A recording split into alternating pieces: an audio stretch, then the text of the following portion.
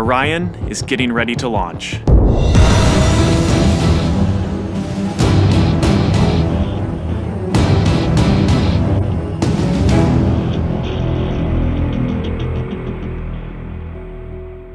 My name is Kelly Smith, and I work on navigation and guidance for Orion. Orion is NASA's next-generation spacecraft. Built with versatility in mind, it can take astronauts deeper into space than we've ever gone before, to an asteroid or even onto Mars. For these missions, Orion has to be one tough spacecraft, withstanding high speeds, searing temperatures, and extreme radiation. Before we can send astronauts into space on Orion, we have to test all of its systems. And there's only one way to know if we got it right: fly it in space. For Orion's first flight, no astronauts will be aboard. The spacecraft is loaded with sensors to record and measure all aspects of the flight in every detail. It all begins with launch aboard a Delta IV Heavy rocket.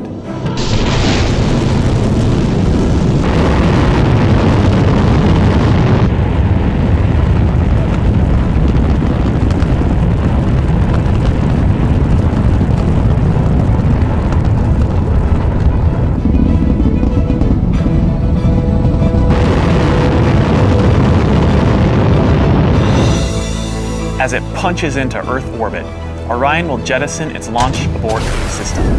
The abort system is a safety feature designed to pull Orion and its crew out of danger if there were a problem with the rocket during ascent. Orion's journey is just beginning. As the spacecraft and the upper stage begin their first lap around Earth, Mission Control in Houston is monitoring the progress of the flight. Orion's over 100 miles up and going about 17,000 miles per hour. Just as it passes over the Indian Ocean, we lose communication.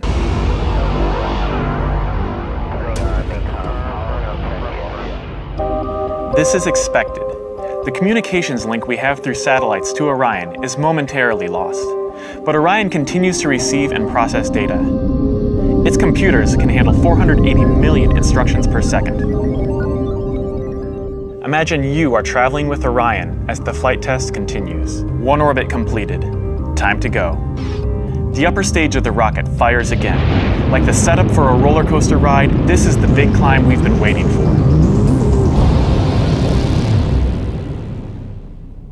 We are headed 3,600 miles above Earth. 15 times higher from the planet than the International Space Station.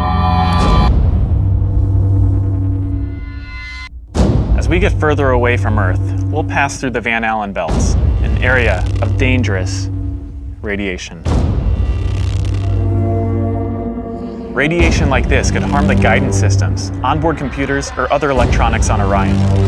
Naturally, we have to pass through this danger zone twice, once up and once back.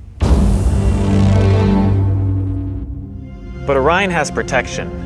Shielding will be put to the test as the vehicle cuts through the waves of radiation.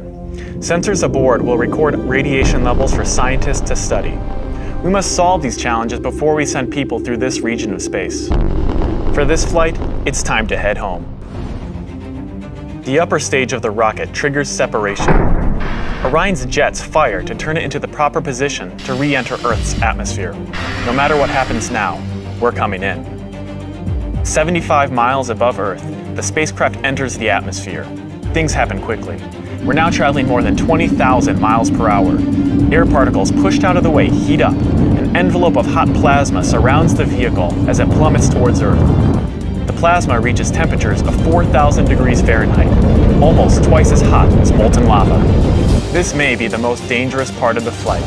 Mission Control is monitoring all the data from the spacecraft, and then we lose communication again. No data can penetrate the plasma. Orion is on its own. Orion is inside a fireball. Onboard systems ignite jets to keep the ship pointed correctly, so the specially constructed heat shield takes the full brunt of the inferno. This is the largest heat shield of its kind ever made. Orion's computers command the spacecraft to bank like an airplane, keeping a precise path to the landing site. Even though we've slowed from 20,000 miles per hour to about 300 miles per hour, we're still traveling amazingly fast. We must slow down to safely land in the ocean. Luckily, we have parachutes. Specially designed for Orion, the parachutes help us hit the brakes, but not too quickly. One day people will be aboard, so deceleration must happen in stages to keep things comfortable for the crew. The forward bay cover jettisons.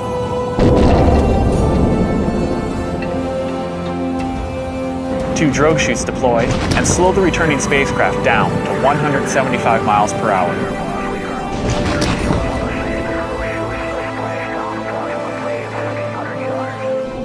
Then, the three main parachutes open.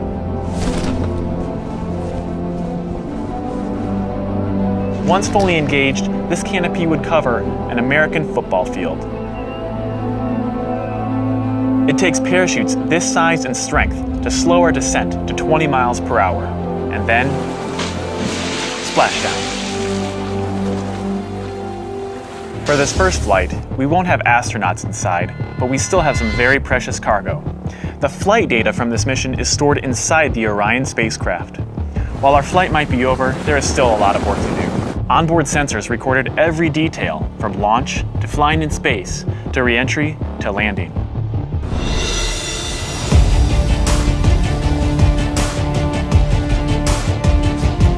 Flight tests are difficult and complex, but they give us confidence that the systems we have designed work under real flight conditions. It's great to be a part of this first space flight for Orion, and we're looking forward to beginning a new chapter in human space exploration.